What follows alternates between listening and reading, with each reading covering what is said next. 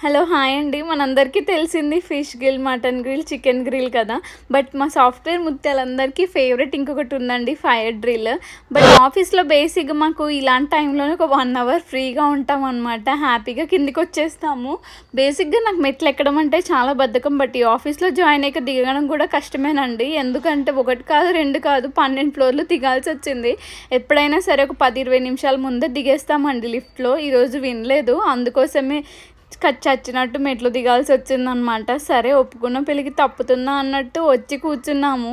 పాపం బాబాయ్ గారు అయితే ఎలాగో వీళ్ళు నిద్రపోతారు కదా అని చెప్పి ఫుల్ జోకులు వేశారు. అయినా కానీ మాకు నిద్ర అయితే ఆగలేదన్నమాట. అండి మంచి ఎవరు చెప్పినా చౌక ఎక్కదు కదా పాపం. అందుకే బాబాయ్ ఎంత కష్టపడి చెప్పినా మేమైతే ఎవరు వినలేదన్నమాట.